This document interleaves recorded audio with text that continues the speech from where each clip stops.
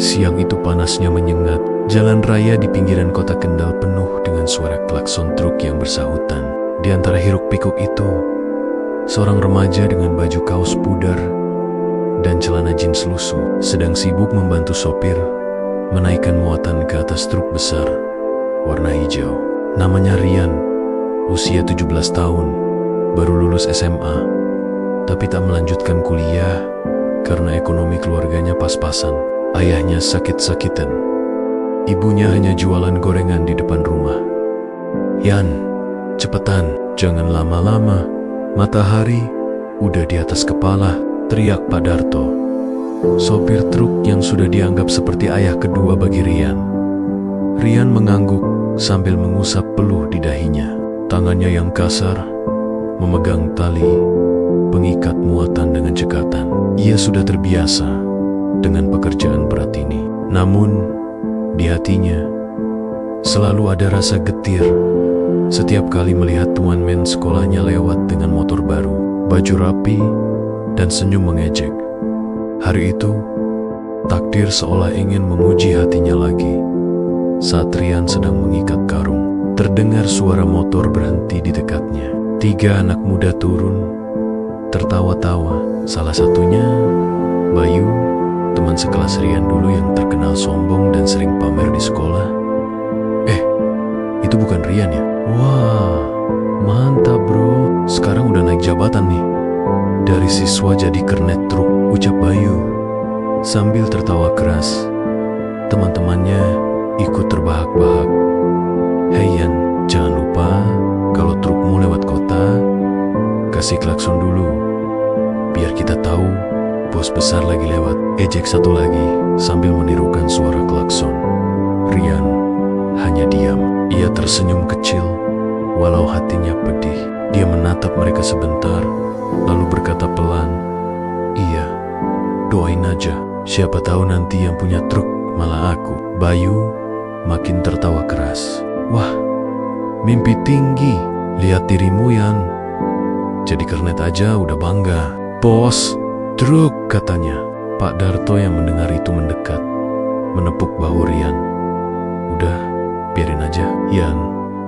Mereka belum tahu rasanya kerja cari makan sendiri." Rian hanya mengangguk, tapi dalam hati, kata-kata hinaan itu membekas dalam. Malamnya, saat truk berhenti di rumah makan pinggir jalan, Rian duduk di kursi kayu sambil menatap langit. Ia memegang ponselnya, ponsel murah yang layarnya sudah retak, lalu menulis di catatan pribadinya, "Hari ini aku dihina karena jadi kernet, tapi suatu hari nanti aku akan tunjukkan bahwa roda kehidupan itu berputar." 3 bulan berlalu. Rian makin mahir di dunia truk. Ia mulai memahami bagaimana sistem ekspedisi berjalan, dari pengaturan muatan, biaya BBM, sampai logistik antar pulau. Ia belajar diam-diam dari setiap sopir yang ia temui. Setiap malam, setelah selesai bongkar muatan, Rian tak langsung tidur. Ia mencatat semua hal penting di buku lusuhnya. "Kalau aku punya armada truk sendiri, aku gak mau nyusahin sopir.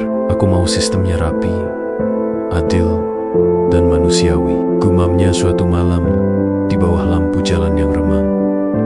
Sementara itu, Bayu dan teman-temannya sudah mulai kuliah di kota besar. Mereka sering mengunggah foto di media sosial, nongkrong di kafe, pakai baju keren, dan caption yang sinis, "Belajar keras supaya nggak jadi kernet." Setiap kali Rian tak sengaja melihat postingan itu, dadanya sesak. Tapi bukannya marah, ia justru semakin termotivasi. "Kalian ketawa sekarang," katanya pelan, "tapi nanti aku yang tertawa terakhir." Suatu hari, truk yang ia tumpangi mogok di jalan tol. Muatan banyak. Waktu pengiriman mepet, sopir panik, tapi Rian tetap tenang. Ia segera menghubungi bengkel langganan dan mengatur agar truk pengganti datang cepat. Ia juga bernegosiasi dengan pemilik barang agar tidak membatalkan pengiriman. Pemilik barang itu terkesan, "Anak muda, kamu cerdas juga ya, gak cuma tenaga, tapi mikir juga." Rian hanya tersenyum sopan. Tapi dari situlah pintu keberuntungan mulai terbuka. Si pemilik barang yang bernama Pak Surya ternyata pemilik perusahaan ekspedisi kecil. Ia tertarik pada kerja keras dan cara berpikir Rian. Kalau kamu mau belajar lebih dalam soal ekspedisi, datang ke kantor saya. Saya butuh orang seperti kamu, katanya. Sejak hari itu, hidup Ryan mulai berubah pelan-pelan. Beberapa tahun kemudian, jalan raya yang dulu menjadi saksi hinaan dan peluhnya, kini jadi jalur armadanya sendiri. Di badan truk besar bertuliskan Rian Logistik, Ekspedisi Nusantara. Terlihat konvoi puluhan truk melaju ke pelabuhan Tanjung Emas. Rian berdiri di depan kantornya, jas rapi, senhun tenong, dan tatapan penuh kebanggaan. Ia bukan lagi kernet, ia adalah bos ekspedisi besar dengan muatan luar Jawa, mengirimkan kontainer ke Kalimantan, Sumatera, dan Sulawesi. Setiap kali truknya lewat di kota tempat dulu ia dihina, ia hanya tersenyum. "Terima kasih, Bayu," gumamnya pelan.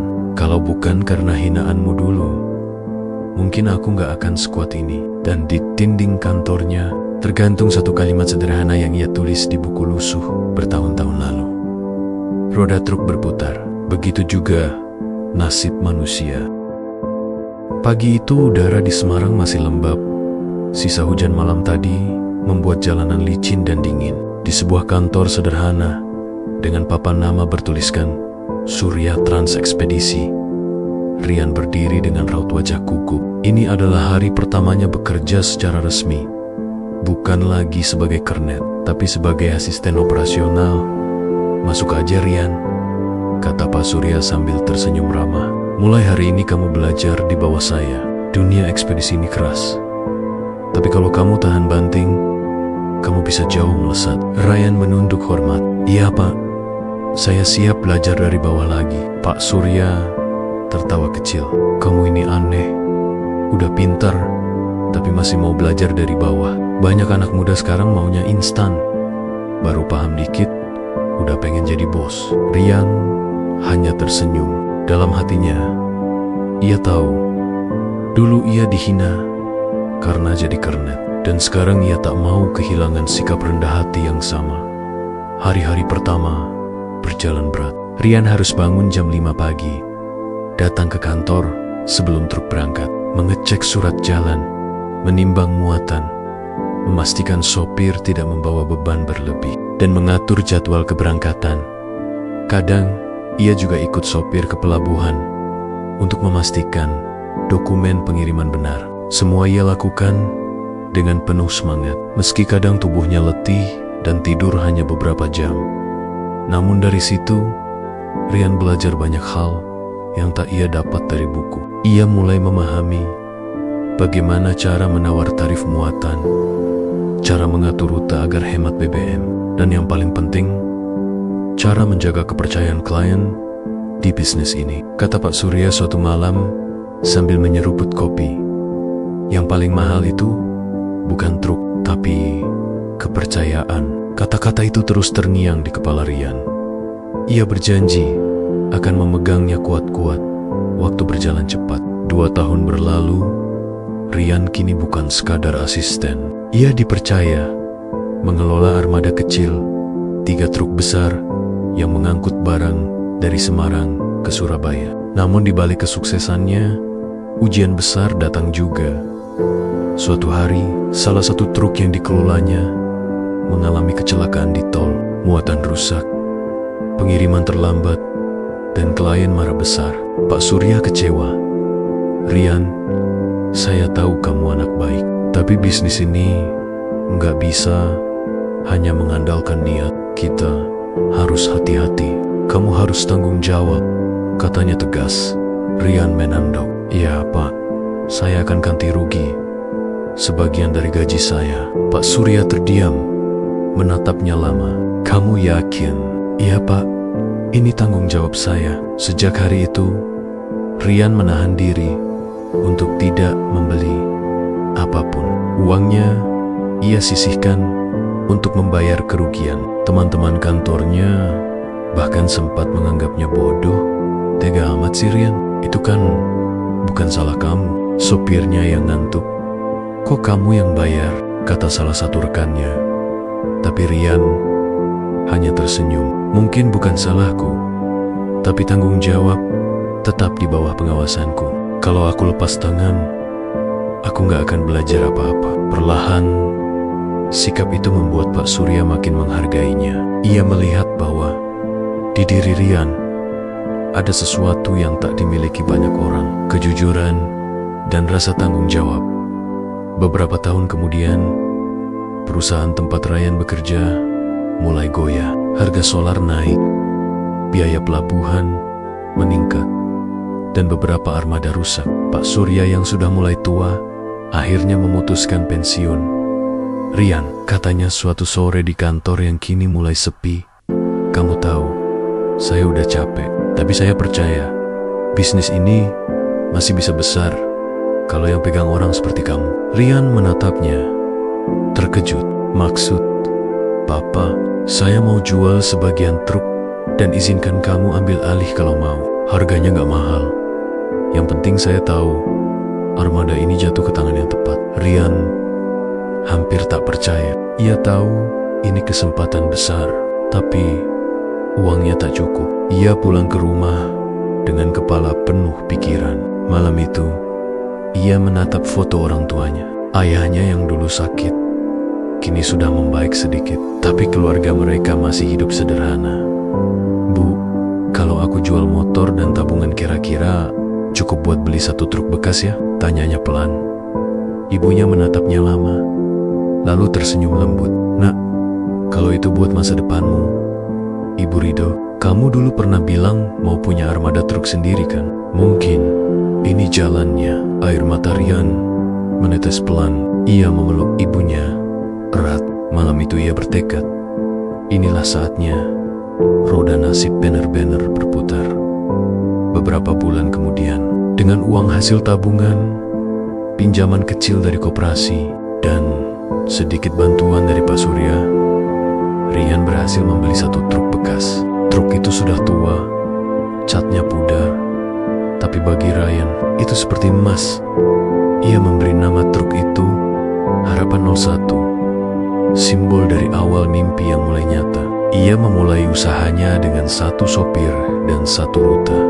Pengiriman bahan bangunan dari Semarang ke Cilacap. Awalnya banyak yang meragukan.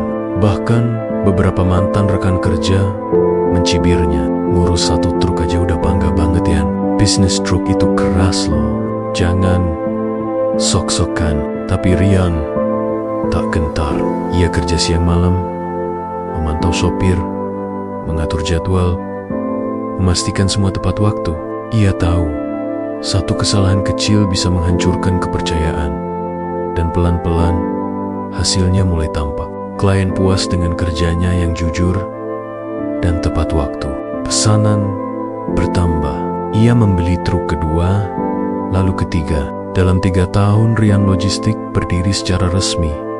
Suatu hari, saat ia sedang memantau pengiriman di pelabuhan Tanjung Perak, seorang pria datang menghampirinya. Permisi, apa benar ini Rian Logistik? Iya, betul.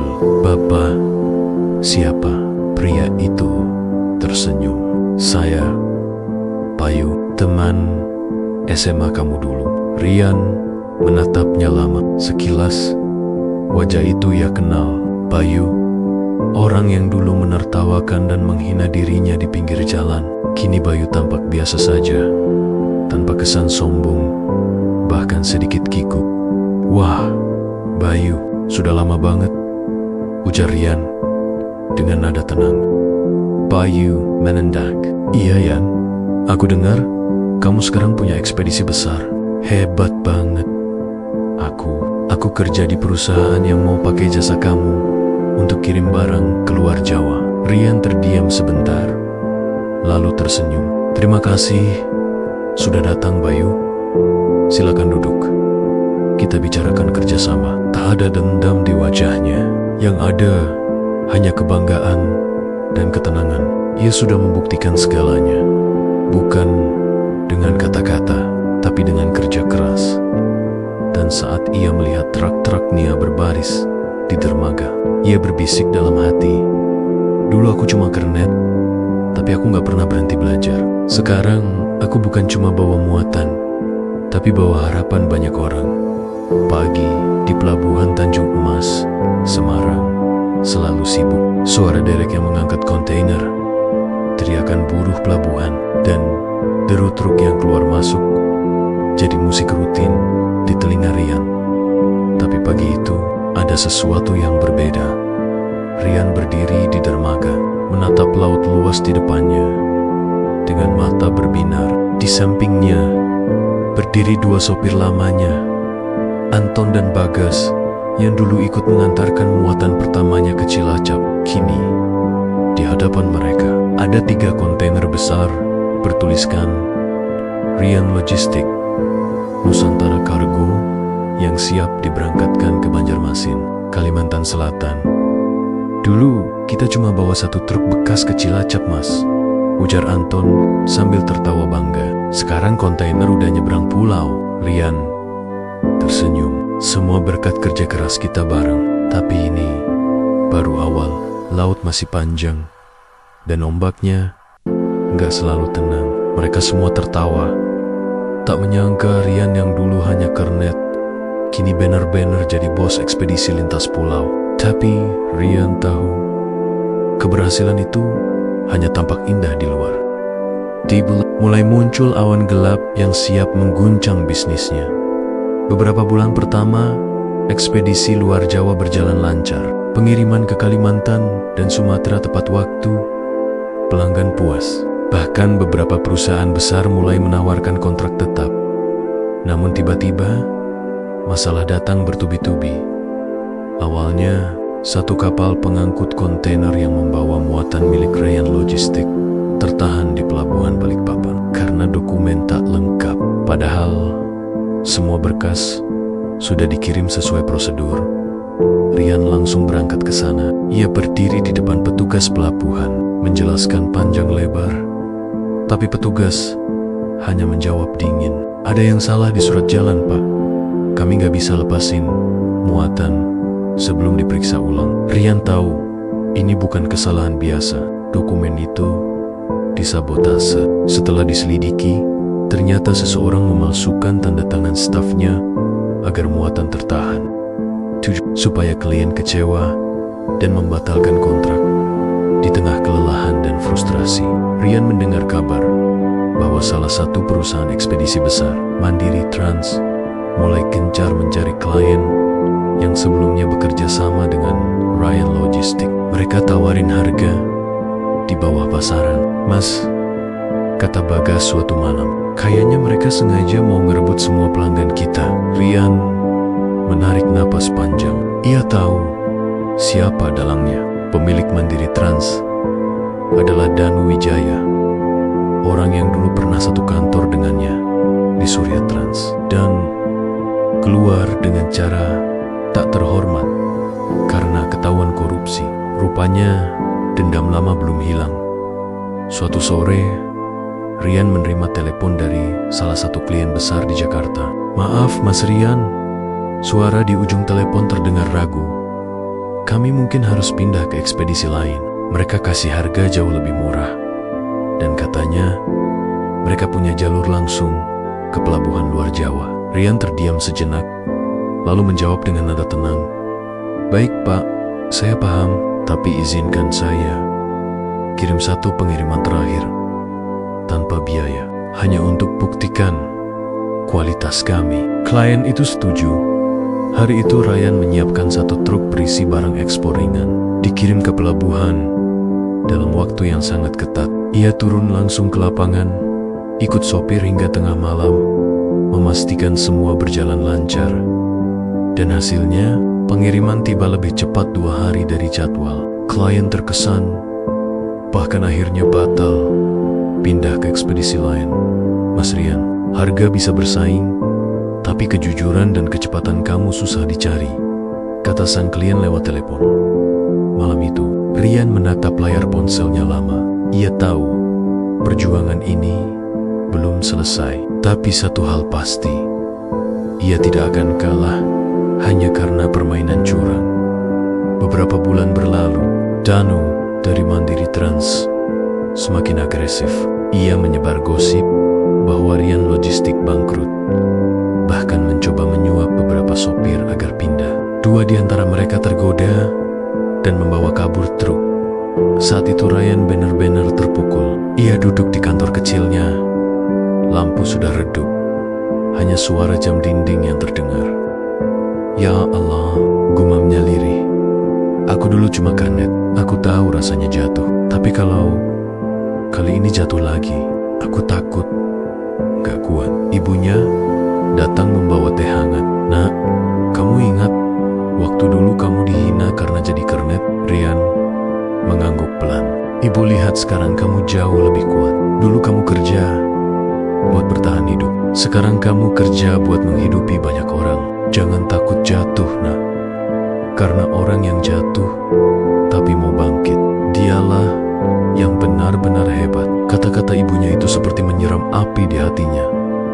Keesokan harinya, Rian memanggil semua sopir dan karyawannya. Ia berdiri di depan gudang besar yang catnya mulai pudar, tapi penuh kenangan.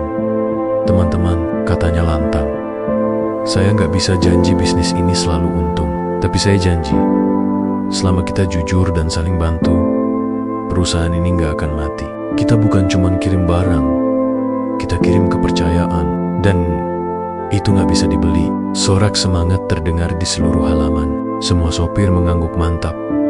Sejak hari itu, Rian Logistik berubah. Ia mulai menerapkan sistem baru, membuat aplikasi pelacakan pengiriman sendiri, membentuk tim komunikasi 24 jam untuk pelanggan, dan memberi bonus untuk sopir yang menjaga ketepatan waktu. Langkah itu membuat banyak klien kembali percaya. Bahkan perusahaan besar di Surabaya dan Pontianak mulai meminta kontrak jangka panjang.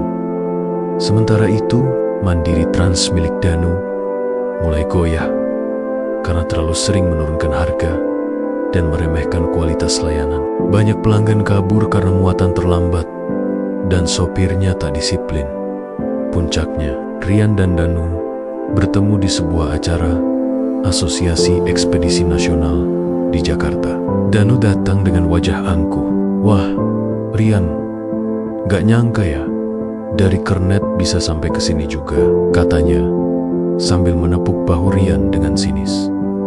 Rian tersenyum tenang. Iya, semua karena kerja keras, bukan karena menjatuhkan orang lain. Danu tertawa kecil. Kamu pikir kamu bisa bertahan lama di bisnis ini? Rian menatapnya dalam. Saya gak tahu, tapi saya tahu satu hal. Kalau kamu menipu untuk naik, kamu pasti jatuh lebih keras. Beberapa bulan kemudian, ucapan itu jadi kenyataan. Mandiri Trans terlibat kasus penggelapan muatan dan kehilangan izin operasional. Sementara Rian Logistik justru makin berkembang, membuka cabang baru di Surabaya dan Banjarmasin. Di malam tenang, Rian duduk di balkon rumah barunya di Semarang. Di kejauhan, suara truk-truknya bergemuruh, menembus malam, membawa muatan dan mimpi banyak keluarga. Ia menatap langit, mengingat masa lalu, dari hinaan, kerja keras, hingga badai yang hampir menenggelamkannya. Kalau bukan karena semua itu, gumamnya pelan, aku gak akan sampai di sini. Di meja kerjanya masih tergantung tulisan lama yang sudah kusam, tapi tak pernah ia ganti. Roda truk berputar, begitu juga nasib manusia. Dan kali ini, roda itu tak hanya membawa dirinya, tapi juga ratusan orang yang bergantung padanya. Hujan gerimis turun perlahan di malam Semarang. Gedung baru, Rian Logistik Group, tampak megah berdiri di kawasan industri, dengan logo besar berwarna biru dan tulisan tegas mengantarkan kepercayaan. Bukan sekadar muatan. Di ruang kantornya, di lantai 3, Rian duduk sendirian sambil memandangi lampu-lampu kota dari balik kaca. Tangannya menggenggam secangkir kopi, matanya menatap jauh. Siapa sangka, anak yang dulu hanya jadi kernet truk, kini sudah menjadi pengusaha ekspedisi nasional, memiliki lebih dari 80 armada dan ratusan karyawan. Setiap bulan, puluhan kontainer miliknya berangkat menyeberangi laut dari Jawa ke Sumatera, Kalimantan, dan Sulawesi. Media lokal bahkan menulisnya sebagai inspirasi anak muda dari pinggir jalan. Namun di balik semua pujian itu, Rian mulai merasakan sesuatu yang berat. Ujian baru di puncak kesuksesan. Suatu pagi, sekretarisnya masuk membawa undangan. "Pak, ini dari pemerintah daerah.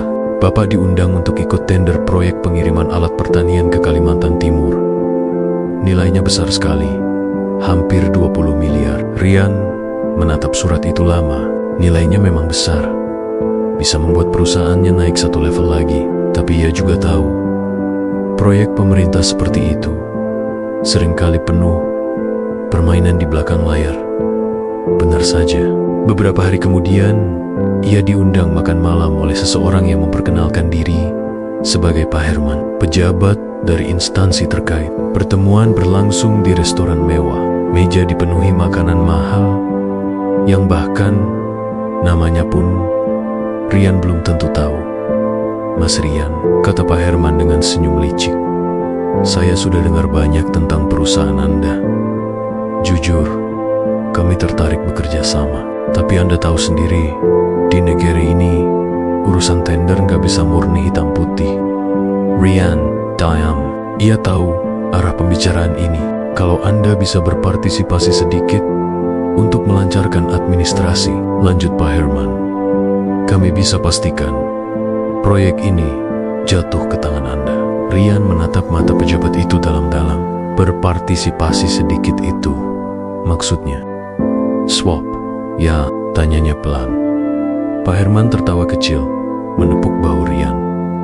"Wah, jangan pakai kata itu, cuma uang pelicin lah, formalitas. Semua pengusaha besar juga begitu." Malam itu, Rian pulang dengan dada berat. Ia tahu, di depan matanya ada dua jalan. Satu jalan cepat, penuh kemewahan, dan satu jalan lambat tapi bersih. Di rumah, ia menatap cermin lama. Di pantulan kaca, ia melihat dirinya di masa lalu. Anak kurus berdebu yang dulu diejek karena jadi kernet. "Kalau aku ambil jalan kotor," gumamnya pelan, "berarti aku mengkhianati semua keringat masa lalu." Keesokan harinya, ia datang ke kantor dinas dan menyerahkan surat penolakan tender. "Maaf Pak, saya belum bisa ikut kalau jalurnya harus seperti itu," ucap Rian dengan tegas. Pak Herman hanya tersenyum sinis. "Anak muda, lihat saja, dunia bisnis nggak kenal moral." Beberapa bulan berlalu. Perusahaan Rian memang tak tumbang, tapi mulai goyah. Banyak proyek besar tiba-tiba gagal. Beberapa klien besar yang punya koneksi dengan pejabat memilih pindah ke pesaing. Rian sempat bingung dan cemas. Pendapatannya turun drastis, bahkan beberapa karyawan mulai resah. "Pak, gimana nasib kami kalau proyek-proyek besar batal semua?" tanya Anton, sopir seniornya, dengan wajah khawatir. Rian menatap semua karyawannya yang berkumpul di gudang, lalu berkata mantap, "Kita nggak akan ikut arus kotor. Rezeki yang halal mungkin datang lambat, tapi pasti." Mereka semua diam. Beberapa menunduk. Sebagian ada yang menitikkan air mata. Kata-kata itu bukan cuma menenangkan, tapi juga meneguhkan. Di saat situasi tertekan itu, muncul seseorang yang membawa kabar mengejutkan. Seorang wanita muda bernama Sinta, direktur perusahaan ekspor hasil bumi dari Kalimantan, datang langsung ke kantornya. "Pak Rian," katanya dengan ramah, "saya dengar perusahaan Anda terkenal jujur dan selalu tepat waktu. Kami butuh ekspedisi yang bisa dipercaya untuk pengiriman antar pulau." Rian tersenyum sopan. "Terima kasih, Bu Sinta. Kami selalu berusaha menjaga integritas, meski kadang jalannya berat." Sinta menatapnya dengan kagum. "Itu justru alasan kami datang ke sini. Kami butuh orang yang berani jujur, bukan yang pandai menjilat. Kerjasama itu menjadi awal baru. Perlahan, bisnis Rian bangkit lagi. Pengiriman hasil bumi dari Kalimantan ke Jawa terus meningkat. Hubungan profesional antara Rian dan Sinta pun makin dekat. Bukan hanya urusan bisnis, tapi juga saling memberi semangat dalam menghadapi tekanan dunia usaha. Mas Rian, kata Sinta suatu malam di pelabuhan, hidup ini seperti laut. Kadang tenang, kadang ombaknya tinggi. Tapi kalau kapal kita kuat, ombak cuma jadi lagu yang indah. Rian tersenyum mendengar kalimat itu. Iya Bu, dan saya belajar satu hal. Kalau kapal dibangun dengan kayu curang, pasti tenggelam. Meski di laut yang tenang. Beberapa tahun kemudian, Rian Logistik tak hanya selamat dari badai, tapi juga makin besar. Ia membuka cabang baru di Balikpapan dan Medan, membangun terminal logistik sendiri, dan menjadi inspirasi bagi banyak anak muda di Jawa Tengah. Ia sering diundang untuk berbicara di seminar kewirausahaan. Bapak, dulu mulai dari mana? Tanya seorang mahasiswa. Rian tersenyum. Dari bangku truk, Nak. Dari tempat yang penuh debu dan hinaan. Tapi saya bersyukur, karena dari sanalah saya belajar bahwa rendahnya posisi bukan berarti rendahnya harga diri. Namun, ujian hidup tak pernah berhenti. Suatu hari, ia mendapat kabar bahwa ayahnya yang lama sakit parah akhirnya meninggal dunia. Rian pulang ke kampung halamannya di Kendal dengan wajah sedih. Di makam ayahnya, ia berlutut lama sambil berbisik, "Bapak, Rian sudah menepati janji. Aku gak malu lagi jadi anak kernet, tapi aku janji, aku juga gak akan pernah sombong jadi bos." Air mata mengalir pelan di pipinya. Semua perjuangan, semua luka terasa terbayar tuntas di momen itu. Beberapa bulan setelah kepergian ayahnya, Rian mendapat kejutan. Ia diundang ke Jakarta untuk menerima penghargaan dari Kementerian Perhubungan sebagai pengusaha muda inspiratif nasional. Di panggung besar itu, di hadapan ratusan tamu dan pejabat tinggi, Rian berdiri membawa piala dan berkata dengan suara bergetar, "Saya bukan pengusaha besar. Saya hanya mantan kernet yang tidak mau menyerah. Dulu saya pernah dihina, pernah jatuh, pernah tergoda oleh uang haram. Tapi saya memilih untuk tetap berjalan di jalan yang lurus. Karena saya percaya, kalau rezeki dicari dengan cara kotor, cepat datangnya, tapi cepat juga hilangnya. Tapi kalau kita jujur, meski datangnya lambat, itu akan bertahan seumur hidup." Tepuk tangan menggema di seluruh ruangan. Bahkan beberapa pejabat menunduk malu karena tahu pesan itu seperti sindiran halus untuk mereka sendiri.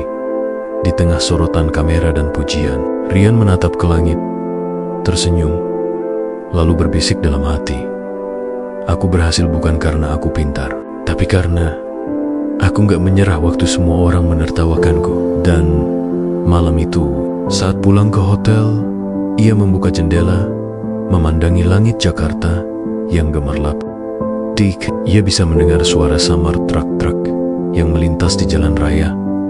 Suara yang dulu menemaninya bekerja di bawah panas. Suara yang dulu jadi simbol hinaan, kini menjadi simbol keberhasilannya. Rian tersenyum. "Roda truk memang berputar," katanya pelan, "dan aku bersyukur masih bisa memutarnya dengan cara yang benar." Mentari pagi di Semarang menembus jendela kaca besar kantor pusat Rian Logistik Group. Di ruang rapat lantai 4, Rian duduk memandangi tumpukan berkas di depannya. Namun kali ini bukan kontrak bisnis yang sedang ia pikirkan, melainkan sesuatu yang jauh lebih penting. Niat membangun kebaikan. Sudah lama Rian menyimpan keinginan itu. Sejak dulu ia melihat sendiri bagaimana kerasnya hidup para sopir truk. Tidur di kabin sempit, makan seadanya, dan kadang pulang hanya sebulan sekali untuk bertemu anak istri. Ia tahu rasa rindu yang tak terucapkan, dan betapa banyak anak sopir yang putus sekolah karena kekurangan biaya hari itu. Rian mengetik surat pengumuman resmi pendirian Yayasan Harapan Nusantara untuk pendidikan anak sopir dan buruh truk. Mata Ryan berkokok-kokoka saat menulis kalimat itu. Kalau dulu aku ditolong oleh banyak orang baik, sekarang giliranku jadi penolong, gumamnya pelan. Beberapa bulan kemudian, yayasan itu resmi berdiri. Ryan mengundang banyak karyawan, sopir, dan keluarganya ke acara peresmian sederhana di halaman gudang utama. Spanduk besar bertuliskan, "Dari jalan raya untuk masa depan mereka." Ryan berdiri di depan mikrofon, mengenakan kemeja putih sederhana. "Bapak, Ibu, dan teman-teman semua," katanya. Suaranya sedikit bergetar. "Saya dulu juga seperti kalian, tidur di kursi truk, makan di warung pinggir jalan, pernah diejek karena pekerjaan. Tapi hari ini saya berdiri di sini, bukan karena saya hebat, tapi karena saya nggak menyerah. Sekarang, saya ingin bantu anak-anak kalian, agar mereka bisa punya masa depan yang lebih baik dari kita." Sorak dan tepuk tangan menggema. Beberapa sopir bahkan meneteskan air mata. Hari itu menjadi momen yang membahagiakan, bukan hanya bagi Ryan, tapi bagi ratusan keluarga di bawah naungan perusahaannya untuk menjalankan yayasan. Ryan menunjuk orang kepercayaannya sendiri, Aditya, yang sudah bekerja dengannya selama hampir 8 tahun. Adit, begitu ia dipanggil, adalah pria muda yang pintar, Louis Virgo, dan selama ini dikenal rajin mengurus administrasi perusahaan. "Mas Adit," kata Ryan waktu itu, "saya percayakan semua operasional yayasan ke kamu. Dana, laporan, beasiswa, semuanya di bawah kendalimu." Adit tersenyum lebar. "Terima kasih Pak Ryan, saya janji akan jaga amanah ini." Namun siapa sangka, senyum itu kelak menjadi wajah pengkhianatan yang tak pernah Ryan duga. Awalnya, semua berjalan lancar. Anak-anak sopir mulai mendapatkan bantuan sekolah, seragam baru, bahkan ada yang bisa kuliah dengan beasiswa. Media lokal ramai meliput aksi mulia Ryan. Namun, setelah setahun, mulai muncul kejanggalan kecil.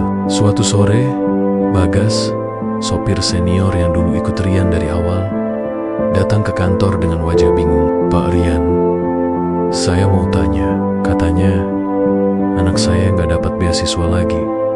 Padahal dulu dijanjikan 3 tahun penuh. Tapi waktu saya tanya ke pengurus yayasan, katanya dananya habis." Ryan kaget. Ia langsung memanggil Adit ke ruangannya. "Mas Adit, benar dana yayasan sudah habis?" Adit menjawab, "Tenang, iya Pak. Banyak pengeluaran tak terduga. Laporan sudah saya kirim via email." Ryan membuka laptop dan memeriksa laporan. Tapi hatinya mulai curiga. Ada beberapa transaksi yang tidak masuk akal. Pembelian alat kantor berlebihan, biaya perjalanan keluar kota, bahkan pengeluaran untuk acara sosialisasi yang nilainya ratusan juta. "Mas Adit, ini acara sosialisasi di Bali, apa maksudnya?" tanya Ryan tegas. Adit menunduk sebentar, lalu menjawab, "Itu kegiatan bersama beberapa donatur, Pak. Tapi sayangnya, mereka batal datang. Jadi acaranya nggak jadi." Ryan tak langsung menuduh. Ia masih berusaha berpikir jernih. Tapi malam itu, ia tak bisa tidur. Naluri yang dulu menuntunnya bertahan di jalan raya kembali berbisik, ada yang tidak beres. Beberapa hari kemudian, Ryan memutuskan menyelidiki diam-diam. Ia memanggil staf keuangannya, Bu Rara, untuk memeriksa seluruh aliran dana yayasan. 3 hari kemudian, Bu Rara datang ke ruangannya dengan wajah tegang dan membawa map tebal. "Pak Ryan, saya mohon Bapak kuat ya, ini hasil audit internal." Ryan membuka lembar demi lembar. Matanya perlahan membesar. Sebagian dana yayasan ternyata ditransfer ke rekening pribadi Aditya. Jumlahnya tak tanggung-tanggung, hampir 300 juta rupiah. Tangan Ryan bergetar. Ia menatap kosong keluar jendela. Orang yang aku percaya, orang yang aku angkat dari bawah, ternyata tega melakukan ini. Sahur itu juga, ia memanggil Adit ke ruang rapat. Suasana hening. Hanya suara hujan di luar jendela yang terdengar. Mas Adit, kata Rian pelan tapi tajam. Kamu tahu kenapa saya percaya sama kamu? Adit menunduk, tak menjawab. Karena kamu dulu kerja dengan hati. Tapi sekarang kamu jual kepercayaan saya. Adit mulai gelisah. Pak Rian, saya bisa jelaskan. Jelaskan apa? Dana anak-anak sopir kamu pakai buat jalan-jalan dan beli mobil. Suara Rian meninggi. Nadanya masih terkontrol tapi penuh luka. Pak, saya cuma pinjam sementara. Saya berniat ganti. Adit berkelarain, menatapnya tajam. Kamu pikir ini warung pribadi? Ini amanah, Adit. Amanah dari orang kecil yang narik gas di jalan, dari anak-anak yang pengen sekolah. Adit tak bisa menjawab. Matanya berkaca-kaca. Tapi Ryan tahu, itu bukan penyesalan, melainkan ketakutan. Tanpa berkata lagi, Rian menyerahkan surat pemberhentian dan laporan lengkap ke kepolisian. Aku gak benci kamu, Dit, katanya dengan suara pelan. Tapi aku harus adil, karena kalau aku diam, aku sama kotor dengan kamu. Kasus itu akhirnya ramai, diberitakan media. Banyak yang menyayangkan pengkhianatan Adit, tapi masyarakat justru semakin menghormati Rian karena ketegasannya menjaga integritas. Walau sedih, Rian tetap melanjutkan yayasan itu. Kali ini, ia memimpin langsung. Ia bahkan sering turun ke lapangan, mengunjungi sekolah-sekolah penerima bantuan. Suatu hari, seorang anak kecil menarik bajunya dan berkata polos, Om Rian, makasih ya. Aku sekarang bisa sekolah lagi.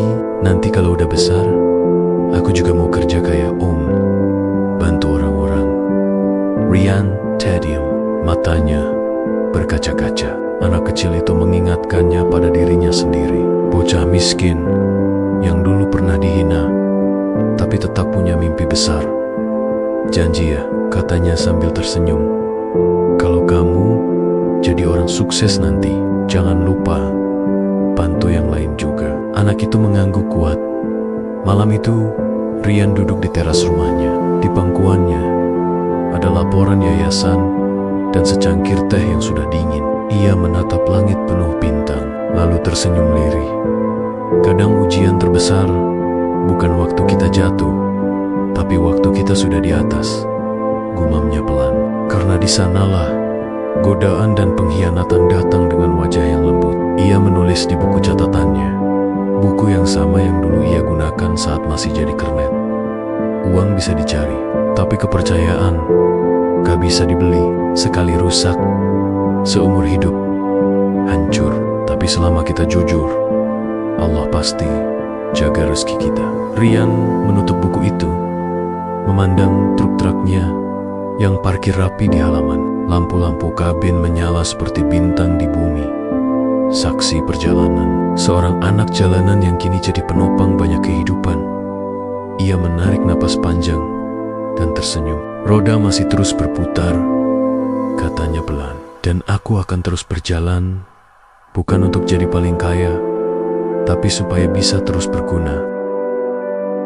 Waktu berjalan cepat. Sudah lebih dari 5 tahun sejak Rian mendirikan Ryan Logistic Group, dan perusahaannya kini menjadi salah satu ekspedisi besar di Jawa Tengah yang melayani rute hingga luar pulau, Kalimantan, Sumatera, bahkan Papua. Di gudang pusat Semarang, truk-truk besar dengan logo RLG Perji Repi. Setiap kali Rian melintas di antara mereka, ada rasa bangga yang tak bisa disembunyikan. Namun, hidup tidak pernah tenang terlalu lama. Tahun itu, badai besar datang. Krisis nasional bahan bakar. Harga solar melonjak tajam, hampir 2 kali lipat, karena kebijakan pemerintah dan kelangkaan pasokan di beberapa daerah. Di hari pertama krisis, suasana kantor mendadak kacau. Telepon berdering tanpa henti. Sopir-sopir di lapangan melapor bahwa mereka tidak bisa mendapatkan solar di SPBU. Truk-truk berhenti di jalan, antre berjam-jam, sementara muatan mulai menumpuk di gudang. Pak Rian, kalau begini terus, operasional kita bisa lumpuh, kata Anton, manajer operasional, dengan wajah tegang. Rian hanya terdiam sesaat, menatap peta besar di dinding yang penuh garis rute. Berapa truk yang masih jalan? Tanyanya. Hanya sekitar 30%, Pak. Sisanya kehabisan bahan bakar. Rian menghela napas panjang. Ia tahu, krisis ini bukan hanya menimpa perusahaannya, tapi seluruh dunia logistik. Namun baginya, taruhannya bukan hanya soal bisnis, tapi juga nasib ratusan karyawan dan sopir yang menggantungkan hidup di bawah perusahaannya. Malam itu, Rian tak pulang. Ia duduk sendirian di ruangannya. Lampu sudah redup. Hanya ditemani bunyi jam dinding dan kipas angin yang berdecit pelan. Di meja, berserakan laporan keuangan dan catatan operasional. Angka-angka di depan matanya seperti berubah menjadi bayangan wajah para sopir dan keluarga mereka. Kalau aku salah langkah, gumamnya pelan. Mereka semua bisa kehilangan pekerjaan. Ia memejamkan mata, mengingat kembali masa lalunya. Dulu ia juga pernah kehilangan pekerjaan sebagai kernet karena truknya rusak dan tak bisa jalan. Ia tahu rasa putus asa itu seperti apa. Pagi harinya, ia memanggil seluruh kepala divisi untuk rapat darurat. Mulai hari ini, katanya tegas, kita hentikan semua pengiriman luar Jawa sementara waktu. Fokus hanya ke rute dalam Jawa dan muatan esensial, sembako, bahan medis, dan pangan. Pak, tapi itu artinya kita akan kehilangan sebagian besar pelanggan besar, kata Anton khawatir. Rian mengangguk. Saya tahu, tapi kalau kita maksain semuanya jalan, truk bisa mandek di tengah jalan, dan kerugian akan lebih besar.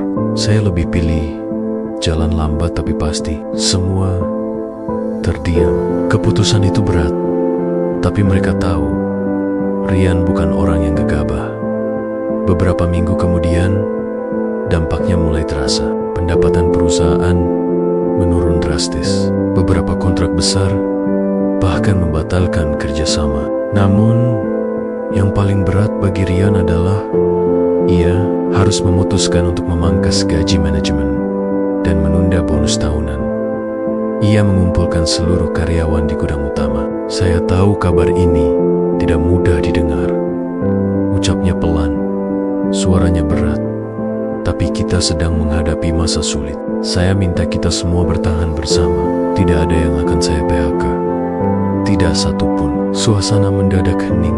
Beberapa orang menunduk. Ada yang meneteskan air mata. Kalau kita sabar dan bersatu, saya yakin badai ini akan berlalu, lanjut Rian. Dan kalau nanti keadaan membaik, saya janji, bonus kalian akan saya kembalikan 2 kali lipat. Ucapan itu bukan sekadar janji kosong. Semua orang tahu, Rian selalu menepati kata-katanya.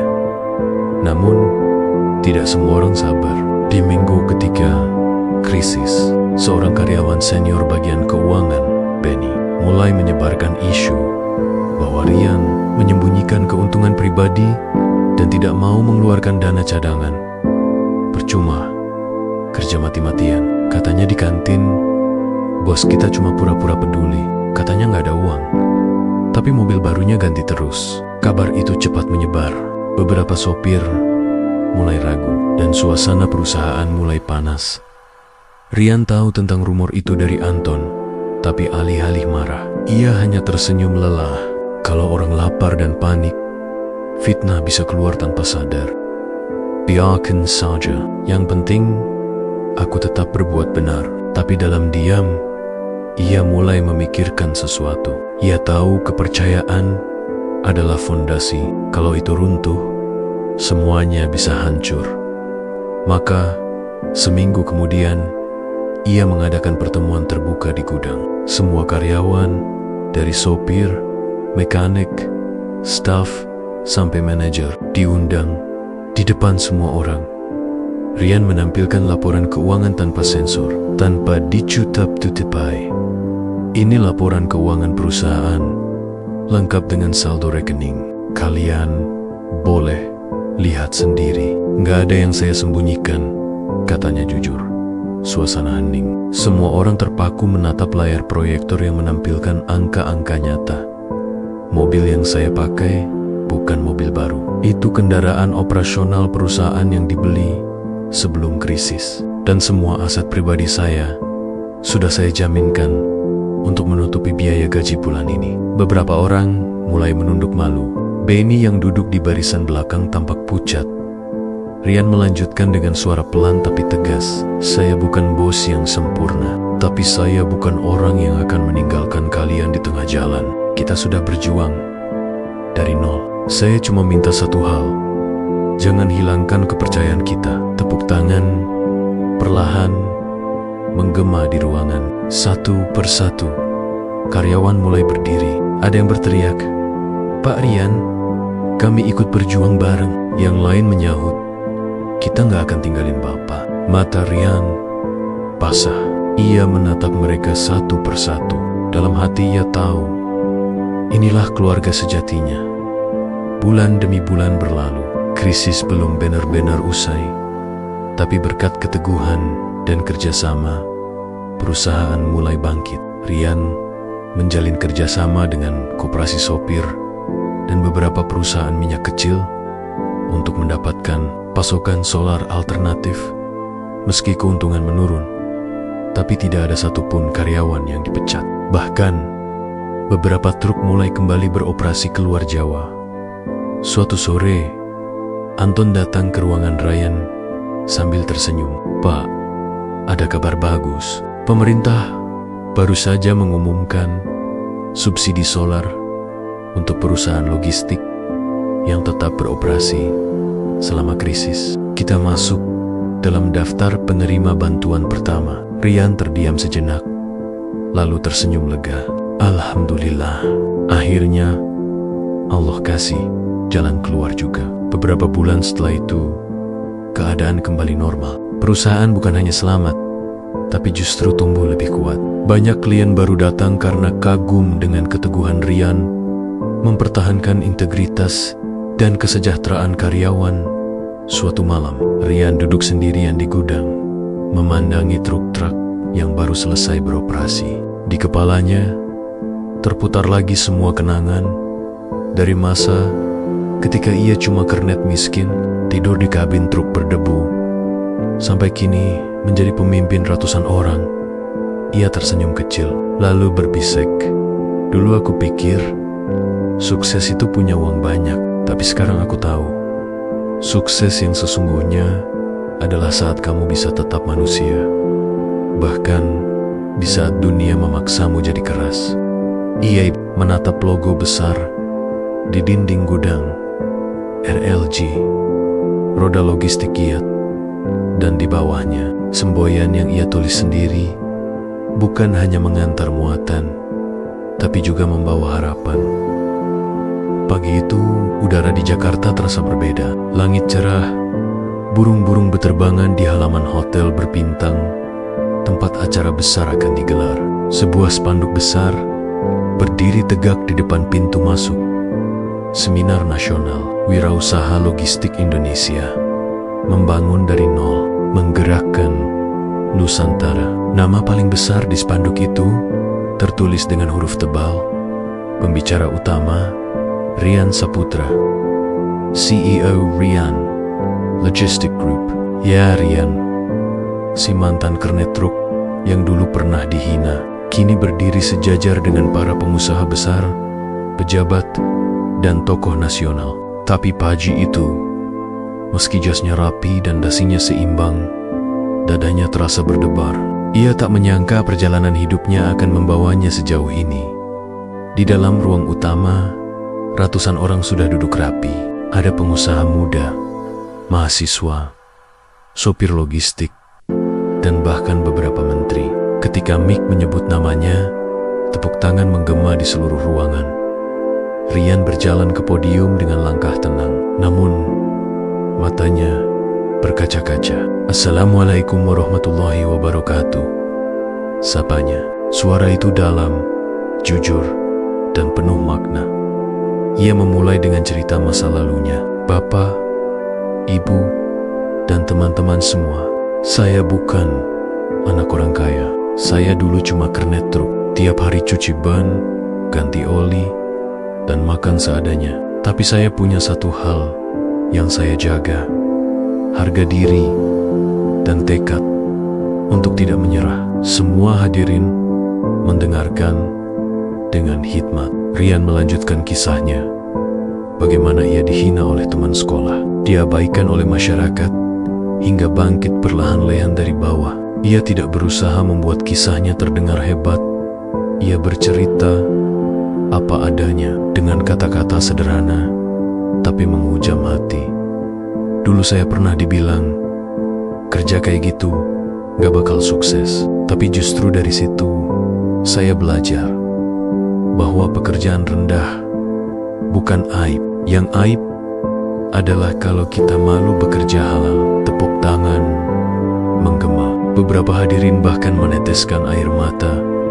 Di antara kerumunan, seseorang memperhatikan Rian dengan tatapan kosong, tapi wajahnya jelas menunjukkan keterkejutan luar biasa. Pria itu tampak sudah berumur, berkemeja batik rapi, duduk di baris tengah. Matanya tak lepas dari wajah Rian. Namanya Raffi. 20 tahun lalu, Raffi adalah teman satu sekolah Rian di SMA. Ia berasal dari keluarga berada, anak pengusaha toko besar di kota kecil tempat mereka tinggal. Dan dialah orang yang dulu menghina Rian di depan semua teman temonia. Masih teringat jelas hari itu, hari ketika Rian pulang sekolah dengan seragam lusuh, lalu ikut ayahnya membantu menjadi kernet di truk pasir. Raffi yang waktu itu baru turun dari mobil ayahnya tertawa sambil berteriak, itu si Rian, jadi kernet sekarang? Wah, jangan lupa kalau udah besar, ajak aku numpang truk ya, biar bisa keliling kampung gratis. Semua teman tertawa. Rian diam saja, menahan perih di dada. Tapi hari itu menjadi luka yang ia ingat selamanya. Dan kini, 20 tahun kemudian, dunia berputar dengan cara yang luar biasa. Setelah acara selesai, banyak peserta yang datang menyalami Rian. Beberapa meminta tanda tangan, yang lain berfoto bersama. Namun, di tengah keramaian itu, Rian melihat seseorang berdiri agak jauh. Pria paruh baya yang menunduk dalam, menatapnya dengan pandangan campur aduk. Rian sempat ragu, tapi langkah kaki orang itu perlahan mendekat. Rian, kamu masih ingat aku? Katanya pelan. Rian menatapnya beberapa detik. Wajah itu, meski sudah berubah dimakan usia, tapi tatapan dan suara itu masih sama. Raffi? Tanyanya akhirnya. Raffi tersenyum kaku, matanya mulai basah. Iya, aku Raffi. Dulu teman sekolahmu. Rian hanya mengangguk pelan. Ada keheningan yang menggantung di antara mereka. Beberapa detik terasa seperti menit. Aku malu Rian, ucap Raffi lirih. Aku ingat semua kata-kata kasarku dulu. Waktu kamu kerja jadi kernet, aku pikir kamu gak akan jadi siapa-siapa. Raffi man, tapi lihat kamu sekarang. Aku bahkan gak berani menatapmu. Aku bangkrut Rian. Usaha keluarga kami hancur. Aku datang ke acara ini cuma sebagai undangan biasa. Sementara kamu, suaranya terputus. Kamu yang dulu aku hina, malah berdiri di panggung, dihormati banyak orang. Rian diam lama. Ia bisa saja marah, membalas, atau mempermalukannya. Tapi ia tidak melakukannya. Ia hanya menepuk bahu Raffi perlahan dan berkata pelan, Raff, roda itu berputar. Kadang kita di atas, kadang di bawah. Dulu kamu ketawa waktu aku di bawah, tapi aku gak dendam. Karena kalau aku simpan dendam, aku gak akan pernah maju. Raffi menatapnya dengan mata berkaca-kaca. Rian, kamu benar-benar jauh lebih besar dari yang kukira. Aku minta maaf. Dari hati. Rian tersenyum hangat. Maaf kamu sudah lama aku kasih, Raf. Justru aku berterima kasih karena ejekan kamu dulu jadi bahan bakar semangatku. Tanpa itu, mungkin aku gak akan sampai sejauh ini. Raffi tak kuasa menahan air mata. Ia menunduk, menangis di depan Ryan, pria yang dulu pernah ia rendahkan, tapi kini justru memberinya pelajaran hidup paling berharga. Sore itu, setelah semua tamu pulang, Rian duduk sendirian di balkon hotel, menatap langit Jakarta yang mulai berwarna jingga. Ia menulis di buku catatannya, buku kecil yang selalu ia bawa sejak dulu, dari masa ia masih jadi kernet. Dulu aku dihina karena kerja kasar, tapi ternyata kerja kasar yang membuatku jadi keras. Dulu aku diremehkan karena miskin, tapi ternyata kemiskinanlah yang mengajarkanku arti cukup. Dan hari ini, aku belajar lagi bahwa kemenangan sejati bukan saat orang lain kalah, tapi saat kita bisa memaafkan tanpa kehilangan harga diri. Ia menutup bukunya, tersenyum. Di bawah sana, truk-truk logistik miliknya melintas di jalan tol, membawa muatan ke seluruh penjuru negeri. Roda-roda besar itu berputar pelan, seperti roda kehidupan yang tak pernah berhenti. Don Rian tahu, selagi roda itu berputar, ia akan terus berjalan. Bukan untuk membuktikan siapa yang dulu salah, tapi untuk menunjukkan bahwa kerja keras, kejujuran, dan hati yang tulus akan selalu menang pada akhirnya. Ia menatap matahari yang tenggelam dan berbisik pelan, "Terima kasih, ya Allah, Engkau bawa aku dari kabin truk ke panggung besar. Tapi tak Engkau cabut kerendahan hatiku, karena sejatinya aku masih kernet. Hanya saja sekarang aku membantu lebih banyak orang untuk ikut berjalan." Dan di detik itu juga Rian tahu perjalanan hidupnya sudah berputar sempurna, tamat.